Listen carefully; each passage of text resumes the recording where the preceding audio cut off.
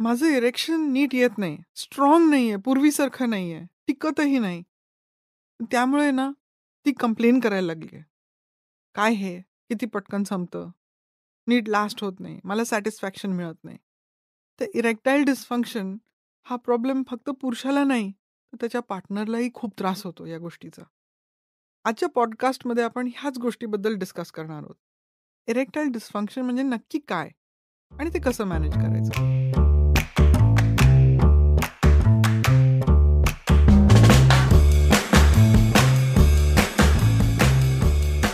स्त्रियांचं आरोग्य, त्यातून त्यांचं लैंगिक आरोग्य, ह्याच्याबद्दल समाजामध्ये खूप समज आणि गैरसमज आहेत. ह्या गोष्टींबद्दल संवाद साधणं, मनमोकळेपणाने बोलणं आणि चर्चा करणं, ही खूप गरज आहे. याच उद्देशाने मी व्ही फॉर वजायना हा पॉडकास्ट सुरू केला आहे. मी डॉक्टर नीलिमा देशपांडे, मी गायनेकॉलॉजिस्ट आणि सेक्शुअल मेडिसिन कन्सल्टंट आहे. आज माझ्यासोबत आहेत Niranjan Medhekar, CEO of sounds great. Erectile dysfunction म्हणजेच सेक्स दरम्यान लिंगाची ताठरता पुरेशी न राहणं किंवा प्रयत्नांनी देखील पेनिस इरेक्ट न होणं. पुरुषांमध्ये काहीशा कॉमन असलेल्या या व्याधीची सिम्टम्सची या एपिसोडमध्ये आपण माहिती घेणार आहोत. असं म्हणतात की दर 5 पुरुषांमागे एका पुरुषाला इरेक्टाईल डिस्फंक्शननं ग्रासलेलं असू शकतं वेगवेगळ्या एज ग्रुपमधल्या. So madam, first thing first मला सांगा, इरेक्टाईल डिस्फंक्शनची नेमकी व्याख्या काय? डेफिनेशनमध्ये जर आपण पडलो तर ती फार कॉम्प्लिकेटेड होते. कारण की आपण एक मॅन्युअल आहे, त्याला DSM-5 असं म्हणतात. डायग्नोस्टिक आणि स्टॅटिस्टिकल मॅन्युअल ऑफ सेक्शुअल डिस्फंक्शन्स. त्याच्यामध्ये कॅटेगरी वेगवेगळ्या काही वर्षांनी त्याचे रिव्हिजन्स होत असतात. तर त्याच्यामध्ये काही क्रायटेरियांमध्ये म्हणजे पुरुषाला इरेक्शन हवं तसं, हवं तेव्हा, हवं तितका वेळ इरेक्शन न येणं किंवा न टिकणं, त्याला सायकॉलॉजिकल, त्याला आणि त्याच्या पार्टनरला सायकॉलॉजिकल त्रास होणं, डिस्ट्रेस होणं, त्या कमीत कमी 6 महिने त्या कपलला किंवा त्यांच्या रिलेशनशिपवरती त्याचा परिणाम होणं, त्याचा त्रास होणं आणि त्यांनी स्वतः केलेल्या प्रयत्नांनंतर सुद्धा त्याच्यामध्ये काही फरक न पडणं. त्याच्यामध्ये मग सिच्युएशनल म्हणजे कुठल्यातरी एका पार्टनरबरोबर कधीतरी होणारा त्रास किंवा दरवेळेला होणारा त्रास आणि कायमचा असलेला त्रास आणि कधीतरी आता रिसेंटली सुरू झालेला त्रास, असे क्लासिफिकेशन्स असतात.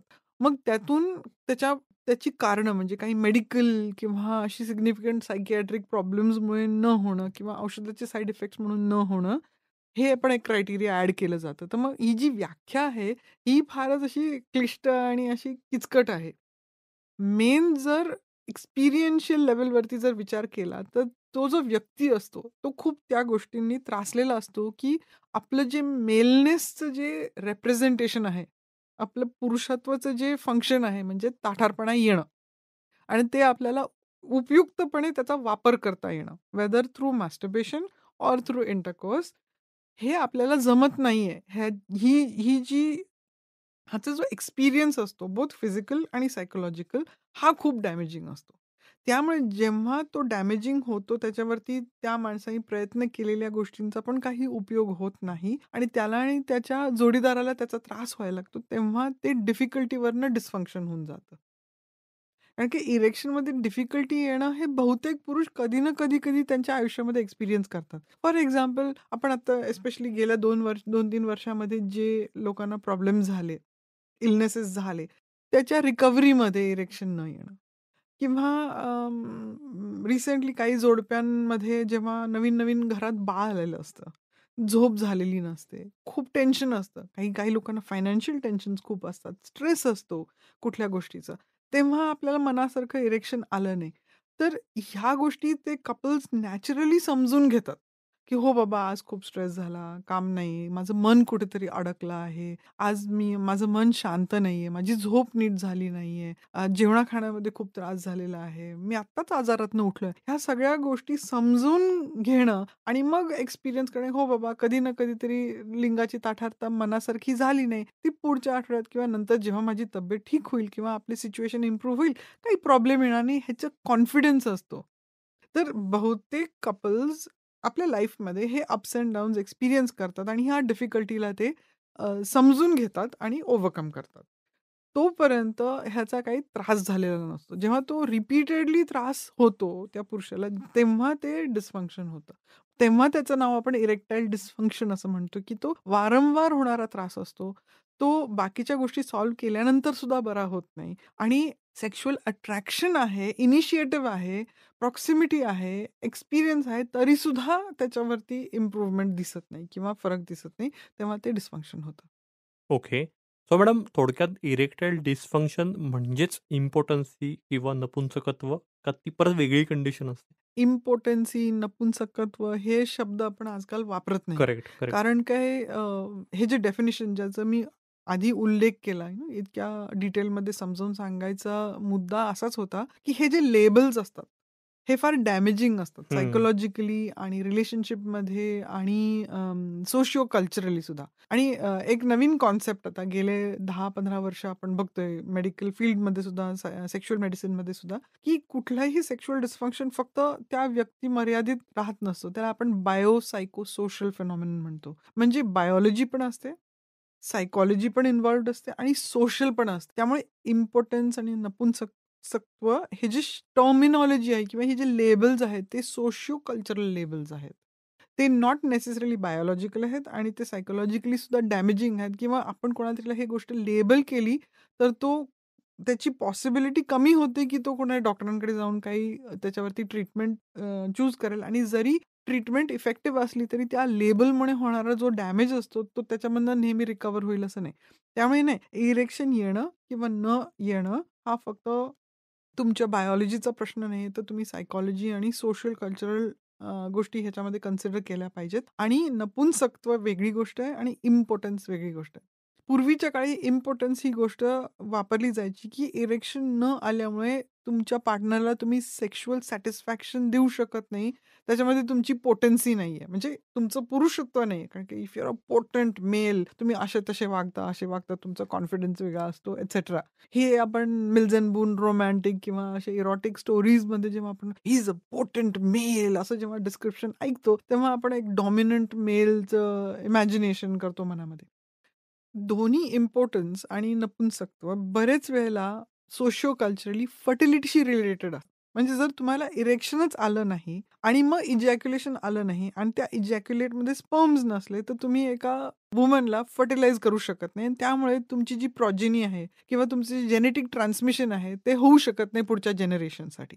त्यामुळे तुमची जी जेनेटिक वेल्थ आहे, ती तुम्ही कधीच प्रॉपगेट करत नाही. Which is the main purpose of procreation असं सोशिओ कल्चरली समजलं जातं. आता आजच्या काळामध्ये जेव्हा आपण बघतो, तेव्हा इजॅक्युलेटमध्ये स्पर्म्स असणं आणि मग बाकीचे सिक्रिशन्स असणं, मग नंतर त्याचं सीमेन असा प्रॉडक्ट तयार होतो. त्या सीमेनची जी क्वालिटी किंवा अबिलिटी टू फर्टिलाइज आहे, म्हणजे ॲक्टिव्ह स्पर्म्स वगैरे जे असतात, ते नेहमी क्वालिटी, ड्युरेशन आणि कॅपॅसिटी ऑफ इरेक्शनवरती अवलंबून असतातच असे नाहीत.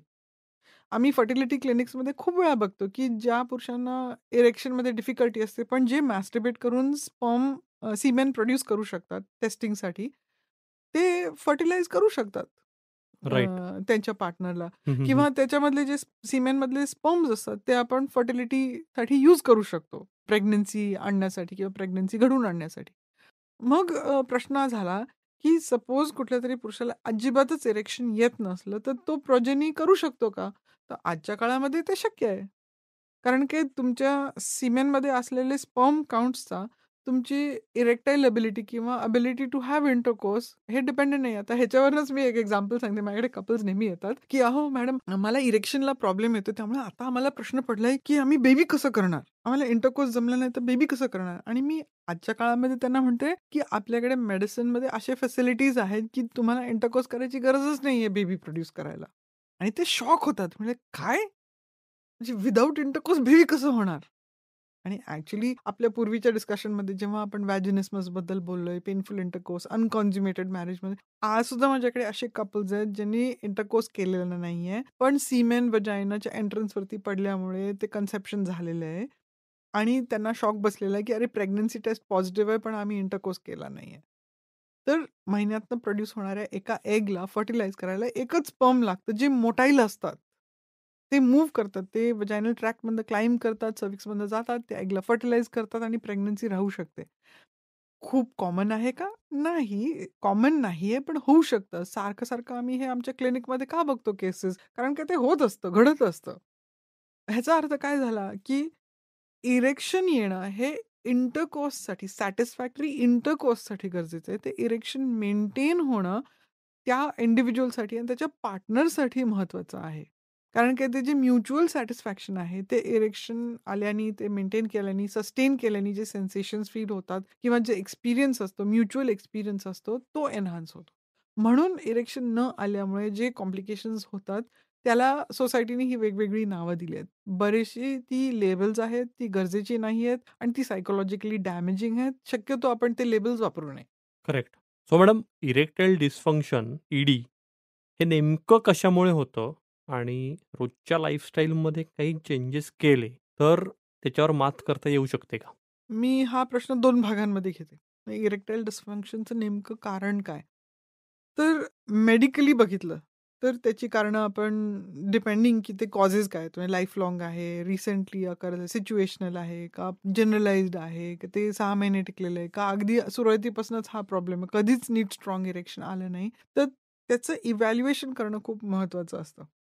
जे इरेक्शन आधीपासूनच वीक आहे किंवा ठीक नाहीये, त्याचं इव्हॅल्युएशन वेगळं आहे. कंपेअर्ड टू जो व्यक्तीला व्यवस्थित इरेक्शन येत होतं आणि आता यायचं कमी झालंय किंवा बंद झालंय. आपण दुसरा कंपोनंट आधी घेऊया, कारण का त्याची जी पॅथॉलॉजी आहे ती वेगळी आहे. जो फर्स्ट मी म्हणाले, की आधीपासूनच इरेक्शन कधी नीट आलं नाही. त्याचं जे इव्हॅल्युएशन आहे ते वेगळं आहे आणि ते जास्त मेडिकलाइज्ड आहे. ते कमी प्रमाणात ते लाईफस्टाईल डिसीजेसवरती अवलंबून आहे. जो सेकंड टाइप आहे तो जास्त महत्त्वाचा आहे, कारण का तो तो मॉडिफाय करता येतो, तो रिव्हर्स पण करता येतो आणि प्रिव्हेंटेबल आहे. म्हणजे रिसेंटली होणारं इरेक्टाईल डिस्फंक्शन किंवा आपल्या लाईफस्टाईल चॉईसेसच्या नंतर डेव्हलप झालेलं इरेक्टाईल डिस्फंक्शन. बहुतेक पुरुष ते दोन्ही गोष्टी कोरिलेट करत नाहीत. हल्लीच्या रिसर्चमधनं आपल्याला कळायला लागलंय, की इरेक्शनसाठी तुमच्या पेनिसमधनं ब्लड फ्लो खूप महत्वाचा आहे. कारण की इरेक्शन ब्लड फ्लोमुळे होतं.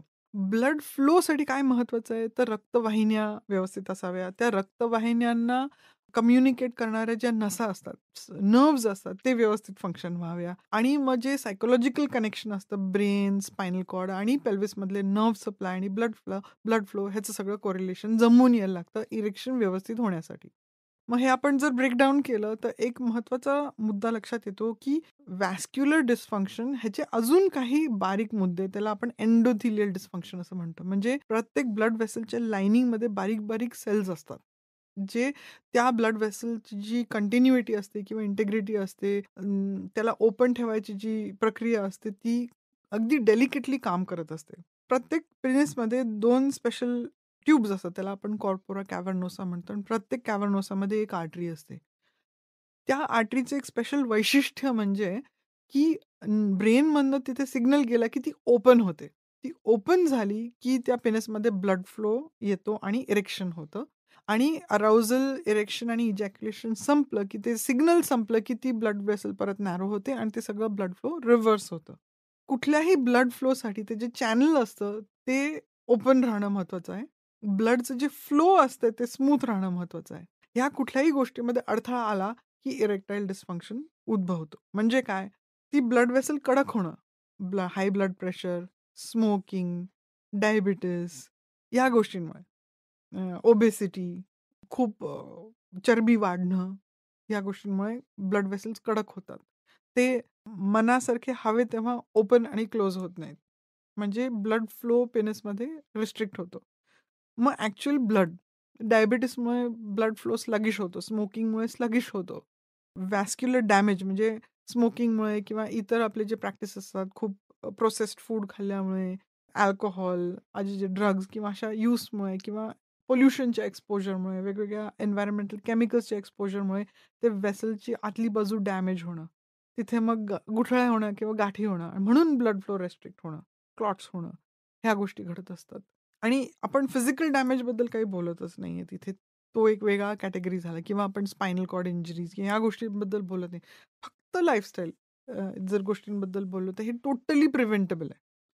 आणि ॲक्चुअली एक रिसर्च ह्या रिसर्चबद्दल आम्ही खूप बोलतो. ॲक्चुअली एक इंटरनॅशनल ऑर्गनायझेशन आहे इरेक्टाईल डिस्फंक्शनवरती. कारण काय त्याच्यावरनं लक्षात आलंय, की इरेक्टाईल डिस्फंक्शन अडल्ट मेल्समध्ये एक वॉर्निंग साइन असू शकते व्हॅस्क्युलर डॅमेजची. आणि व्हॅस्क्युलर डॅमेज फक्त पेनिसमध्ये नाही, तर पूर्ण शरीरात होत असतो. कुठे-कुठे? पर्टिक्युलरली आपल्या हार्टच्या ब्लड वेसल्समध्ये. म्हणजे इरेक्टाईल डिस्फंक्शन हा एक वॉर्निंग साइन असू शकतो पुअर हार्ट हेल्थसाठी, पुअर हो. कॉरोनरी हेल्थसाठी. तर मग हार्ट डिसीज प्रिव्हेन्शनमध्ये इरेक्टाईल डिस्फंक्शनबद्दल विचारणं हा एक खूप मोठा मुद्दा झालाय मेडिकल प्रॅक्टिसमध्ये. म्हणजे तुम्ही सेक्शुअल मेडिसिनचं कन्सल्टंट होण्याची गरज नाही. आज आज हार्ट डिसीज लूक आफ्टर करणारे कार्डिओलॉजिस्ट डॉक्टर्स सुद्धा पेशंट्सना विचारणार, "तुमचं इरेक्शन कसं आहे? चांगलं आहे ना?" मग राइट. हा जेव्हा आपण प्रश्न विचारतो स्वतःला किंवा जेव्हा आपण हा कंप्लेंट घेऊन जातो डॉक्टरांकडे, तर आपण आपण अपेक्षित आहे, की त्या डॉक्टरांनी आपली फुल तपासणी करणं, की आपलं व्हॅस्क्युलर हेल्थ कसं आहे. करेक्ट. खूपच इम्पॉर्टंट पॉइंट आहे मॅडम हा, की हार्ट डिसीज आणि इरेक्शनचा थेट संबंध आहे. सो तो जाणून घेतला पाहिजे आणि तो फक्त म्हणजे सेक्शुअल ओरिएंटेशनमधनंच विचार नाही केला पाहिजे. म्हणजे हेल्दी सेक्स लाईफसाठी ते इम्पॉर्टंट आहेच, इरेक्शन चांगलं असणं. पण तेच बाकी तुमच्या व्हॅस्क्युलर हेल्थशी पण ते रिलेटेड आहे. ॲब्सोल्युटली. आणि लोकांना वाटतं, की इरेक्शन हा प्रॉब्लेम फक्त पुरुषांनाच होतो. पण मी म्हणेन, की हो, हा क्लिटरल फंक्शन पण साठी पण तितकंच महत्वाचं आहे. क्लिटरसची जी फाईन अनॅटमी आहे, ती सिमिलर आहे. म्हणजे काय, की सेक्शुअल हेल्थ ऑप्टिमल असणं, त्याच्यासाठी तुमची व्हॅस्क्युलर हेल्थ ऑप्टिमल असणं गरजेचं आहे. तुमचं अराउझलचं फंक्शन, लुब्रिकेशनचं फंक्शन, हे सगळं इरेक्शनचं फंक्शन तुमच्या व्हॅस्क्युलर हेल्थवरती अवलंबून आहे. म्हणजे तुमच्या कार्डिओ, तुमच्या हार्ट हेल्थवरती अवलंबून आहे. तुमचं एंडोक्राईन मेटाबॉलिक हेल्थवरती अवलंबून आहे. ह्या सगळ्या गोष्टी तुमच्या व्हॅस्क्युलर हेल्थवरती इम्पॅक्ट करतात. तुमचं लिव्हर किती छान आहे, तुमचं थायरॉइड फंक्शन किती ग्रेट आहे, तुमच्या आतड्यांचं म्हणजे तुमचं गट हेल्थ किती चांगलं आहे, तुमचा व्यायाम किती होतो, स्टॅमिना कसा आहे, एव्हरीडे लाईफचं तुमची एनर्जी लेव्हल कशी असते, त्याच्यावरती तुमचं सेक्शुअल फंक्शन पण डिपेंड करतं. ओके. सो मॅडम मग रोजच्या लाईफस्टाईलमध्ये कोणते बदल केले किंवा याच्यावर मात करण्यासाठी काय बदल केले पाहिजेत? ॲक्चुअली काय आहे, की जेव्हा आपण ह्या प्रकारच्या इरेक्टाईल डिस्फंक्शनबद्दल बोलतो आणि हे मी पर्टिक्युलरली म्हणते कारण इरेक्टाईल डिस्फंक्शन ज्याला होत असतो, त्याला माहिती नसते, की कुठल्या कारणामुळे होतोय. मेडिसिन्सचे साइड इफेक्ट्समुळे पण होत असतो. ह्या आजारांमुळे पण होत असतो. बरेचसे कॉन्सिक्वेन्सेस असतात. सो ज्या पर्सनला हा प्रॉब्लेम होतोय त्यांनी स्वतःला आधी डॉक्टरांकडे न्यावं आणि त्या डॉक्टरांकडनं फुल इव्हॅल्युएशन करावं आणि पर्टिक्युलरली जर कोणी डॉक्टर ऐकत असले तर त्यांना माहिती आहे, की इरेक्टाईल डिस्फंक्शन झालेल्या पर्सनचं हॉर्मोनल आणि कार्डिओव्हॅस्क्युलर म्हणजे एंडोक्राईन आणि कार्डिओव्हॅस्क्युलर इव्हॅल्युएशन फुल होणं खूप महत्वाचं आहे. पर्टिक्युलरली त्यांचं कार्डिओव्हॅस्क्युलर फिटनेस. आणि त्यामध्ये हिस्ट्री टेकिंगमध्ये आपण आधीच्या गोष्टी रूल आउट करतोय ना, ह्याचं पण भान ठेवणं गरजेचं आहे, की बाकीचे इन्फ्लुएन्सेस काय आहेत. मग एव्हरीडे लाईफस्टाईलमध्ये आपण पूर्वी पण फाउंडेशनल हेल्थबद्दल बोललेलो आहोत. त्याच्यामध्ये तुमचं ब्रीथिंग, तुम्ही व्यवस्थित तुमचं ब्रीथिंग कसं आहे, तुमचं लाईफस्टाईल कसं सेडेंटरी असलं तर तुमचं ब्रीथिंग कॉम्प्रोमाइज्ड असतं. मग तुमचं सनलाईट एक्सपोजर कसं आहे, तुमची झोप कशी आहे, तुम्ही सर्केडियन रिदममध्ये राहता की नाही, तुमच्या जेवणा-खाण्याच्या वेळा कशा रेग्युलर आहेत. मग तुमच्या जेवणा-खाण्याची जी क्वालिटी आहे ती काय आहे? ती जास्त करून प्रोसेस्ड, डेड फूड आहे का तुम्ही ॲक्चुअली लिव्हिंग स्ट्रक्चर्स म्हणजे rich fruits, vegetables, nuts, seeds, meat, fish and eggs जर तुम्ही नॉन खात असला तर ते क्वालिटी काय आहे त्या त्या खाण्याची आणि त्या कितपत तुम्ही त्या फूडला कुकिंगमध्ये त्याचे इन्ग्रीडियंट्स किंवा त्याचे न्यूट्रिएंट्स मेंटेन करण्यासाठी कुकिंगची पद्धत तुम्ही शिकताय किंवा अप्लाय करताय. ते तितकंच महत्वाचं आहे. मग तुमचं सायकॉलॉजिकल वेलबिंग कशी आहे? तुमचे एन्व्हायर्नमेंट, तुमचे रिलेशनशिप्स कसे आहेत? तुमचं फायनान्शियल वेलबिंग कसं आहे? या सगळ्या गोष्टींवरती तुमचं ओव्हरऑल फिजिओलॉजिकल हेल्थ डिपेंड करतं. ते क्लीन अप करणं खूप महत्वाचं आहे. मग जेव्हा तुमच्या लाईफस्टाईलला फाउंडेशनल तुम्ही करेक्ट करता, तुमची ॲक्टिव्हिटी आणता, तुमचं सेडेंटरी लाईफ कमी करता, तुम्ही मेंटल वेलबिंग प्रायोरिटाईज करता, तुमची स्लीप प्रायोरिटाईज करता, तेव्हा तुमचं सेक्शुअल हेल्थ परत रुळावरती येऊ शकतं. त्यातून जेव्हा तुमची मेडिकल असेसमेंट होत असते, त्याच्यामध्ये तुमचे ब्लड टेस्टमध्ये जर काही दिसलं, तर ते करेक्ट करणं. जर कुठले मेडिकेशन असले, त्याचे जर इरेक्टाईल डिस्फंक्शन हा एक साइड इफेक्ट असतो, त्याच्याबद्दल वाचून तुमच्या डॉक्टरांकडनं डिस्कस करून ते मेडिकेशन चेंज करणं किंवा ऑल्टर करणं पण शक्य असतं. की म्हणजे सेक्शुअल हेल्थ फ्रेंडली मेडिसिन्स घेणं आणि जर मेडिसिन्सपासून आपण रिलीज नाही होऊ शकतो. कारण की खूप जगामध्ये खूप आजार आहेत आणि मी खूप वेळा हे म्हणते, की आमच्याच करिक्युलममध्ये इंटरनल मेडिसिनचं जे पुस्तक आहे ते 6 इंच जाड आहे. एक कुठलाही डॉक्टर सगळं पाठ होणं अशक्य आहे. मेडिसिन म्हणजे फक्त लाईफस्टाईल डिसीजेस नव्हे, तर खूप प्रॉब्लेम्स असतात लोकांना. तर आपण प्री-जज करू नये. नाही आपला आजार, ना दुसऱ्या कोणाचा आजार. प्री-जज करू नये. आपल्या डॉक्टरांकडे जावं, त्यांच्याकडनं योग्य ते तपासण्या करून घ्याव्या आणि काही जी औषधं असतात, ती गरजेची असतात लाँग टर्म कंटिन्यू करणं. त्याच्यावरती कॉम्प्रोमाईज करू नये. त्यांच्या गाईडन्सखाली आपण आपली लाईफस्टाईल क्लीनअप करणं, सुधारणं, हे जे आपल्या हातामध्ये आहे ते आपण करणं. रेग्युलर चेकअपमध्ये राहणं. एस्पेशली कारण काय इरेक्टाईल डिस्फंक्शन हा हार्ट हेल्थशी रिलेटेड आहे राइट आणि आणि वेल बीइंगशी त्याच्यामुळे तो रिलेटेड खूप आहे. जास्ती क्रुशल ठरतो. येस. मॅडम आत्ता आपण डाएटचा एक पर्टिक्युलर उल्लेख केला, की डाएट कसा आहे तुमचा लाईफस्टाईलमध्ये तो एक खूप महत्त्वाचा भाग येतो. तर असं म्हणतात, की जो आहार तुमच्या हृदयासाठी योग्य नसतो, तोच तुमच्या पिनससाठी जे आपण तुम्ही आत्ता एक्सप्लेन केलंत. सो मग रोजच्या आहारात पर्टिक्युलरली काय टाळणं आवश्यक आहे? खूप महत्त्वाचा मुद्दा हा बोललात. पण मी म्हणेन, की फक्त हार्ट नाही तर ब्रेन हेल्थसाठी पण तितकंच महत्त्वाचं आहे. कारण काय ब्लड वेसल्स सगळीकडेच जातात. करेक्ट. तुमचा मेंदू, तुमचं हृदय, तुमचं लिव्हर, स्प्लीन, किडनीज आणि पिनस हे ह्या गोष्टी तर इर्रिप्लेसेबल आहेत ना. हं. मग काय गोष्टी नाही खाव्या. बहुतेक लोकांना माहिती असतात, पण ते त्यांना टाळता येत नाहीत. का नाही टाळता येत? कारण का त्याचं ॲडिक्शन झालेलं असतं. का झालेलं असतं? कारण की आजची जी फूड इंडस्ट्री आहे, ती तुम्हाला त्या फूडसाठी ॲडिक्ट बनवण्याच्या प्रोसेसमध्ये आहे. हं. हे या हिप्नोसिस खालनं जोपर्यंत आपण बाहेर परत पडत नाही, जोपर्यंत आपण आपल्या फूडचे लेबल्स वाचायला शिकत नाही, तोपर्यंत आपण ह्या हिप्नोसिसमधनं बाहेर पडू शकत नाही.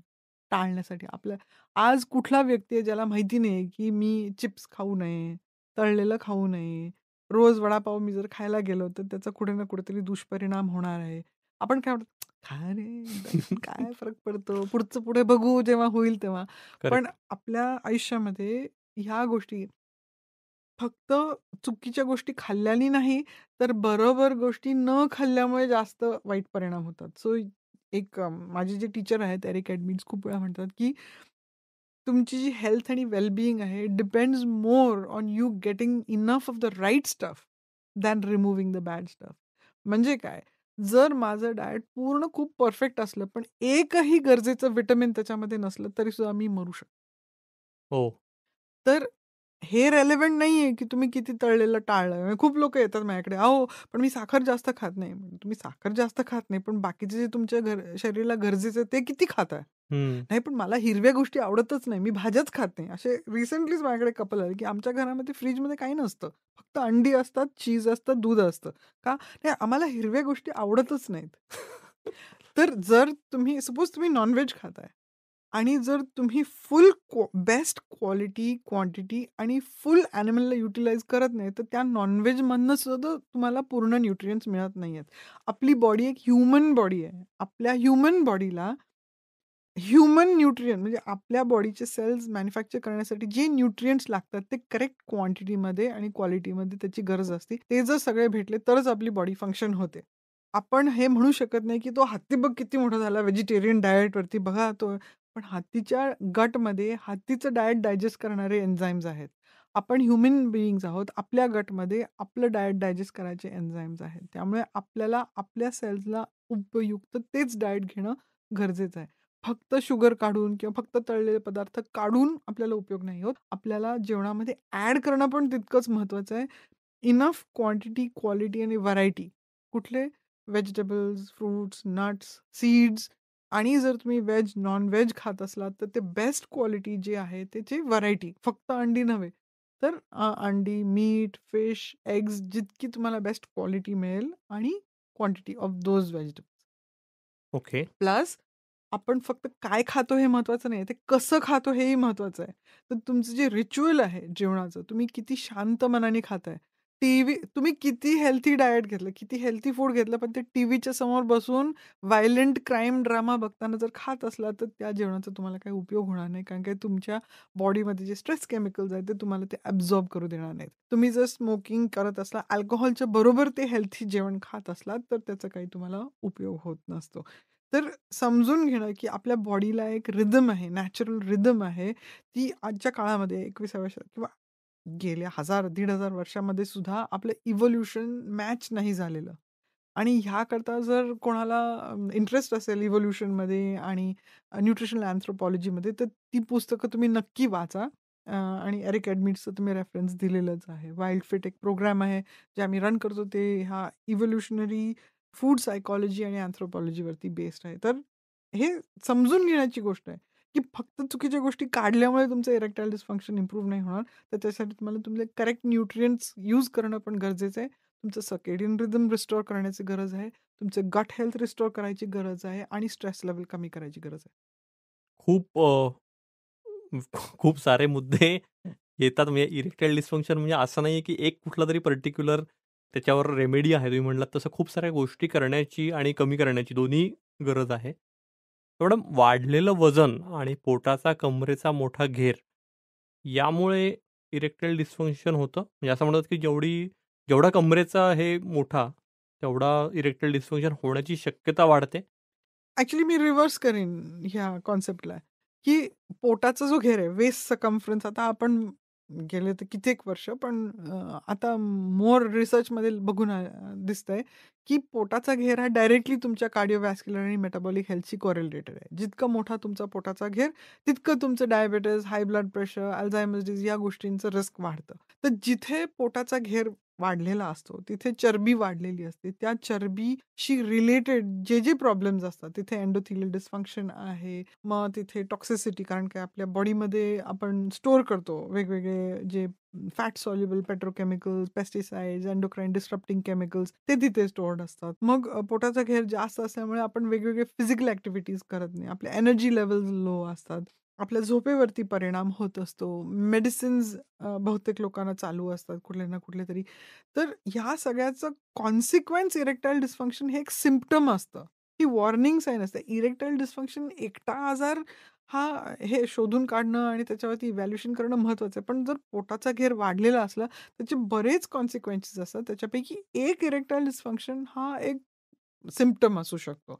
पण हा एक वॉर्निंग सिम्प्टम असतो, की तुम्ही तुमच्या हार्ट हेल्थला बघायला पाहिजे, तुमच्या व्हॅस्क्युलर हेल्थला बघायला पाहिजे, तुमचे सायकॉलॉजिकल वेलबिंग, स्ट्रेस लेव्हल्स कमी करणं. त्यामुळे पोटाचा घेर कमी करणं ही खूप मोठी जबाबदारी आहे प्रत्येकाची.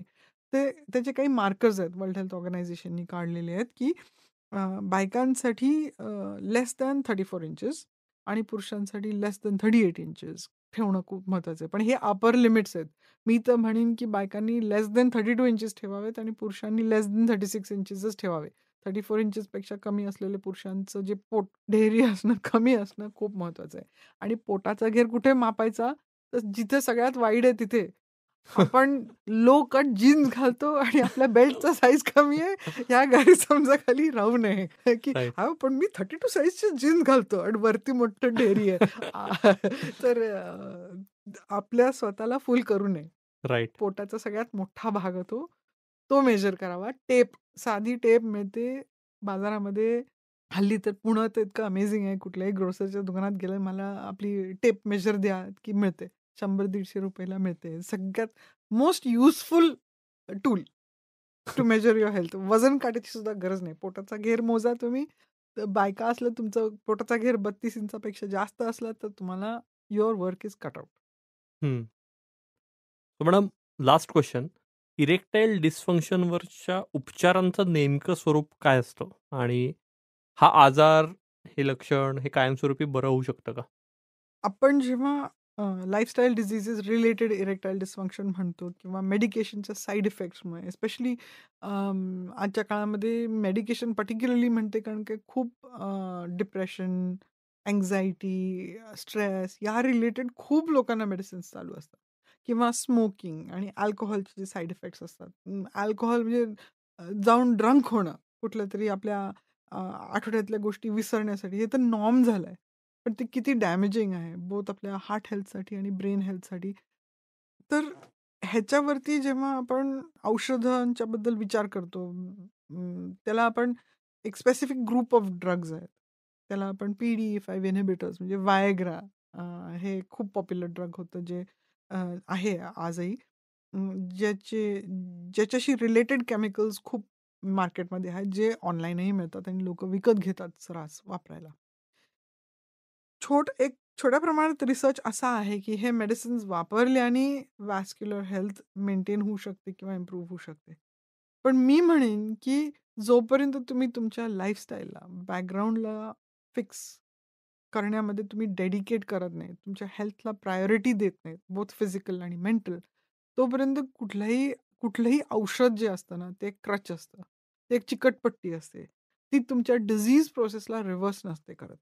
हो, Viagraसारखे Viagra आहे, Tadalafil आहे, Vardenafil खूप त्याचे व्हेरियंट्स आहेत ह्या मेडिसिन्सचे, जे इरेक्शन आणण्यामध्ये आणि त्याचे व्हेरिएशन्स तुम्ही तुमच्या डॉक्टरांबरोबर डिस्कस करा. कुठलं मेडिकेशन तुमच्यासाठी करेक्ट आहे, कुठल्या मेडिसिनचे कुठले साइड इफेक्ट्स आहेत, कोणी वापरू नये, हे पण खूप फिक्स क्रायटेरिया आहेत. तर डिस्कस केल्याशिवाय तुम्ही आपणहून हे मेडिसिन्स घेऊ नये. कोणातरीच्याकडनं बॉरो करून घेऊन किंवा परस्पर विकत घेऊन मेडिसिन्स वापरू नये. कितीही ते सेफ असले तरी काही लोकांसाठी ते सुटेबल नाही आहेत. जेव्हा आपण हे मेडिसिन्स यूज करत असतो, त्याचे पण काहीतरी यूज करायचे पण काही रूल्स आहेत, की किती प्रमाणात, कुठलं, कधी, कसं यूज करायचं, जेवणाच्या आधी, जेवणाच्या नंतर, ह्या सगळ्या गोष्टी व्यवस्थित विचारून घ्याव्या. जर ते मेडिसिन यूज करतो ना, फॉर एक्झाम्पल सेक्शुअल स्टिम्युलेशन ही एक खूप महत्त्वाची गोष्ट असते. मी बायोसायकोसोशल मॉडेल म्हणलं. तर आपण गोळी घेतली म्हणून आपल्याला इरेक्शन ऑटोमॅटिकली यायला पाहिजे, ही काहीतरी गैरसमज असते. माझ्याकडे खूप पेशंट्स येतात. "हां, नाही, मी गेलो होतो त्या डॉक्टरने, त्यांनी मला ते औषध लिहून दिलं होतं, पण त्याचा काही उपयोग झाला नाही." मग म्हणजे काय? मग करेक्ट डोस घेतला. "अहो नाही हो, मला ती मागे जी गोळी होती ना, म्हणून मी चतकरच घेतली." तर हं. परस्पर आपण स्वतःच्या मेडिसिनचा डोस आपल्याला मनासारखं वाटेल तसं घेणं. ती गोळी जास्त टिकेल किंवा नाही, नाही, पण त्या डॉक्टरांनी तसं काही सांगितलं नाही. म्हणून मला मॅस्टर्बेशनसाठी मला इरेक्शन यायला हवं होतं. हां, पण मग तुम्ही स्टिम्युलेट केलं का? नाही, नाही, ते आपल्या पण आलं नाही म्हणून मी सोडून दिलं. बेसिक सेक्शुअल स्टिम्युलेशन Viagra किंवा त्याच्या बरोबरीच्या गोळ्यांना ॲक्ट करण्यासाठी लागतं. तुम्ही जोपर्यंत पेनिसला स्टिम्युलेट करत नाही, तुम्ही इरॉटिक विचार करत नाही, तोपर्यंत त्याची ॲक्शन येणं अपेक्षित नाहीये किंवा हवी तशी अपेक्षित नाहीये. काही आजार जे असतात ते ॲडव्हान्स्ड असतात. फॉर एक्झाम्पल डायबिटीसमुळे किंवा व्हॅस्क्युलर डॅमेजमुळे किंवा इतर कुठल्या कारणांमुळे जेव्हा even with this medicines erection येत नाही, सेक्शुअल स्टिम्युलेशन नंतर सुद्धा रिझल्ट मिळत नाही, तर पुढचेही काही सोल्युशन्स आहेत. त्याच्यामध्ये पेनिसमध्ये काही मेडिसिन्स टाकणं आहे, काही इंजेक्शन्स यूज करणं आहे, व्हॅक्यूम पंप डिव्हाइसेस आहेत आणि अगदी शेवटचं म्हणजे युरोलॉजिस्टकडे जाऊन कन्सल्ट करून त्याच्यामध्ये पिनाईल इम्प्लांट्स पण आहेत ॲडव्हान्स्ड प्रॉब्लेम्ससाठी. तर ह्या सगळ्या उपचारांचे एक इटरेटिव्ह प्रोसेस असतो. म्हणजे हे आधी आपण नेहमी कॉमनेस्ट गोष्ट कॉमनली यूज करतो. सिम्पलेस्ट गोष्ट आधी यूज करतो. जी सिंपल गोष्ट काम करत नाही, मग step by step, step by step ते जे इंटरव्हेन्शन असतं ते जास्त इन्व्हेसिव्ह होत जातं. तर ती गोष्ट आपण स्वतःवरती खूप प्रेशर न आणता तुम्ही ज्या डॉक्टरांना कन्सल्ट करताय, ज्या स्पेशलिस्टला कन्सल्ट करताय, त्यांच्याकडे ओपनली हे डिस्कस करणं खूप गरजेचं आहे. कारण काय इरेक्टाईल डिस्फंक्शन फक्त तुम्हाला अफेक्ट नाही करत, तर तुमच्या पार्टनरला पण अफेक्ट करतं. तुमचं जे सहजीवन आहे, त्याची जी क्वालिटी आहे, त्याच्यावरती त्याचा खूप सायकॉलॉजिकल इफेक्ट होत असतो. आणि आपल्या सगळ्यांना माहिती आहे, की घरचे जेव्हा रिलेशनशिप्स चांगले नसतात, तेव्हा तुम्ही बाहेर जाऊन खूप स्वतःला 30 मार्क हा समजू शकत नाही. तुमच्या कामावरती, तुमच्या मेंटल फंक्शनिंगवरती, तुमच्या इतर सोशल रिलेशनशिप्सवरती पण त्याचा खूप फरक पडत असतो. त्यामुळे ही गोष्ट लाईटली घेण्याची नाहीये. ट्रीटमेंट जेव्हा सुरू होते किंवा मेडिसिन्सचे जेव्हा उपयोग आपण करत असतो, त्याच्या बॅकग्राऊंडवरती तुमची हेल्थी लाईफस्टाईल रिस्टोर करणं हे कधीही अपेक्षित असलं, जरी त्या लाईफस्टाईल चेंजेसमुळे इमिडिएटली तुमच्या इरेक्शनवरती तुम्हाला फरक दिसला नाही तरीसुद्धा. कारण काय पुढे जाऊन जे काही इंटरव्हेन्शनची गरज आहे, तर तुमच्या हेल्थी असण्यावरती त्या इंटरव्हेन्शनचं इफेक्टिव्हनेस पण डिपेंड करतं. त्याचं ड्युरेशन ऑफ इफेक्ट पण डिपेंड करत असतं. मग सपोज कोणाला जर इंटेन्सिव्ह ट्रीटमेंटची जर गरज पडली, अगदी जाऊन सपोज इम्प्लांटची सुद्धा गरज पडली, तर तो जितका हेल्थी असेल, जितका फिट असेल, तितकं त्या सर्जरीचा किंवा त्या ट्रीटमेंटचा त्याच्यावरती पॉझिटिव्ह इफेक्ट असायची शक्यता आहे. जितकं त्याचं त्याच्या पार्टनर बरोबरचं रिलेशनशिपमध्ये त्यांनी इन्व्हेस्ट केलं असेल, डायलॉग ओपन असेल, कम्युनिकेशन असेल, इंटिमेसी असेल, क्लोजनेस असेल, तितकं त्या इंटरव्हेन्शनचा त्यांच्या रिलेशनशिपमध्ये ब्रेक पडायचा किंवा ते रिलेशनशिप डॅमेज व्हायची शक्यता कमी आहे. कितीतरी वेळा माझ्याकडे असे पेशंट्स येतात, की आता मला ह्या ट्रीटमेंटची गरज आहे, तर माझं पार्टनर मला सपोर्ट करत नाहीये. आमचं सगळं रिलेशनशिप उद्ध्वस्त झालंय कारण का ह्याचा खर्च असा झालाय. माझ्या कामावरती त्याचा परिणाम झालाय. मला सुट्टीची गरज असणार आहे. मला इमिजिएटली परफॉर्म करता येत नाही. मग आमच्या ह्याच्या रिलेशनशिपमध्ये अफेअर्स सुरू झालेत.